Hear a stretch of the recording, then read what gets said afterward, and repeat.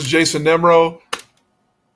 This is IS 301, Introduction to Information Systems, and this is Foot in the Door. Always take things kind of from the management side and from the worker side, because I've been on both sides. Let's go ahead and talk about how working in information systems is different depending on your role. Let's talk about management first. How you can get IS workers, because that's the most important thing management does, is acquiring and retaining needed talent in IT. And that's tricky because a whole lot of people, if they're not familiar with IT, if they just come at it from a management standpoint, they'll start thinking bad management thoughts, which is everybody's about the same, doesn't matter. I'm finding people that I might like, that I might have, that I might be able to have fun with. We can go out for drinks and stuff. No. IT is skill, talent. So you're trying to get talent. It's almost like going out and trying to get somebody to be like a radio announcer or something like that. You're always trying to impress the talent and keep the talent happy. That makes IT people really kind of, I'm the best. Anyway, so most important thing to remember is about all these things. I don't know if these are all the most important things, but let's take a look at them anyway. Okay, number one, you really want to get your people already trained and already going, because you're not going to have any money to actually get them trained. You can try it. There's always a good thing about trying to grow your own people. That's that last thing down there. When you get somebody who seems to have skills that might translate into something useful later. If somebody knows how to be a programmer and you go, well, I really need a database administrator, but you go, well, there's a little bit in common. Maybe I can turn them from being a programmer into what I need, a database administrator, for instance. Oh, they don't have a lot in common. They have some things in common. You're never really going to be able to offer formal training to your people. Very few companies can. If they do it, they only do it for a short period of time because the money runs out, because formal training is very expensive and it takes people away from doing their work. Most of the time we just have to pick it up on the fly. Most of your workers will do this on their own without you helping them, but you have to understand that there's going to be some caveats, big ones, that will be coming up, and you have to be ready for that. Okay, number one, the next thing to know is about certificates. There's a little section in the textbook about certificates, and you need to know something about that they're probably not going to tell you, which is certificates are worthless. Okay, certificates are quite easy to get. You can we'll talk about certificates more, but the thing you need to know as a manager is they do not equal experience and they do not equal understanding. Either one. You have to be able to have other ways to ascertain that. It's good to kind of do your initial filtering through using certificates. Say, I'm gonna accept applicants who have a Microsoft Certified System Engineer certificate, and you can weed out a lot of people. The sad part is you'll probably weed out all the best candidates for a job, because there's a lot of really good people that just have not gone through that training. The MCSE is expensive and intensive and horrible. And so that means that a lot of people don't get it, and the plum jobs are saved for the people who do. So you have to understand, do you really have a plum job? If you don't bother asking for that, because you're not going to get it. Number one, and another thing, just remember, be careful of those hiring algorithms. They'll all be sold to you as a way to get you good candidates for your job, so that all you have to do is interview a handful of people, and then you can hire the guy you want, or the person you want, pardon me. You have to understand that technical people, especially your best ones, probably aren't going to have a very impressive CV or resume.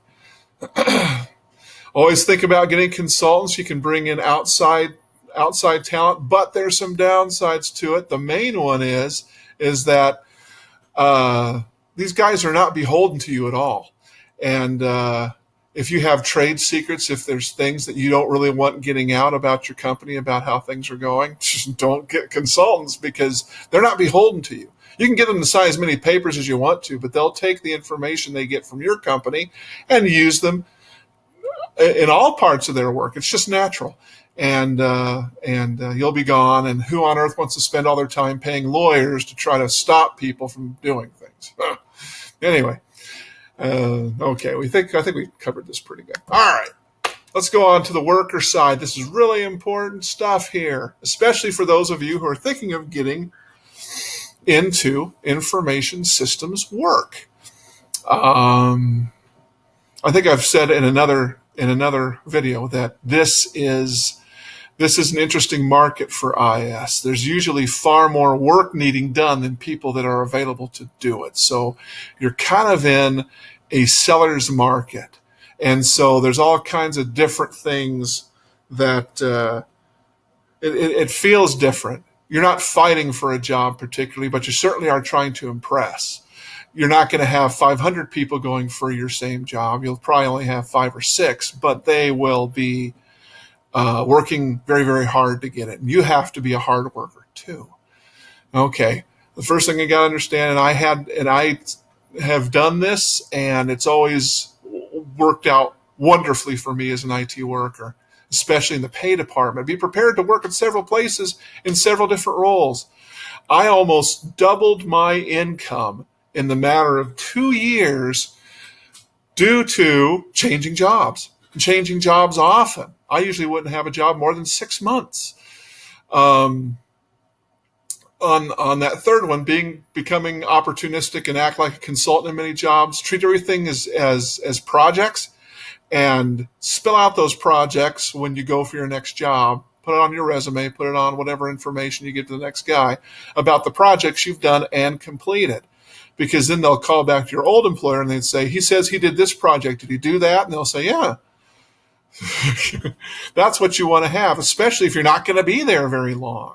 And it's usually good to go ahead and let people know that that's the way you behave, because then they'll be far more interested in giving you more interesting projects to keep you around. Now, they'll want you to do gut work in there too. And everybody's got to do the kind of just, I'm going down to the data center and changing out this, doing this. It's not very much fun, but it's something that's important, because every job, every IT peer person has to do those things. Okay, here's another thing. You're always trying to, you're also working to impress your next employer. I know that sounds weird. Most companies would tell you never to behave like that. The managers get upset when you do, but that's life. And so you have to think about what your next manager is going to think of you. Like, I had worked for a job for one university for about 8 years, and I hadn't really, my job title had not really changed. In fact, it had been reclassified a few times and didn't look very good. So I had to get out of there because it was going to end up becoming a sinkhole for my whole lifespan, for my career. So I had to jump from there, and I did. And I realized there was some skills that I needed to pick up. I needed to have more experience in server rooms and more enterprise class stuff. So I worked in that direction. Started at the bottom. You know, you can say, God, I've been in this industry for 15 years. And you go, so what? You have to start at the bottom all the time. And so I started at the bottom, and now I've worked my way up, and I've got some reasonably good credentials all over the place. So, and sometimes you seek for a different role. If you're in a big enough organization, you don't have to leave the organization to do it. But oftentimes you have to leave the organization because the organization, you know, doesn't let you go up very good. Dell was particularly bad with that. You had to leave Dell, and then they had to hire you back as something better. And a lot of companies are that way. They have the weird retention policy that tells you that you know, they won't do this, they won't rehire, they won't do this and this and this. And you go, okay, fine, goodbye. And don't worry, those things won't last very long because they're not going to be able to get their own good people. Anyway, so hang in there. Whether you manage or whether you become an IS worker, be ready for it and do your best, and you should do just fine. Have a great day.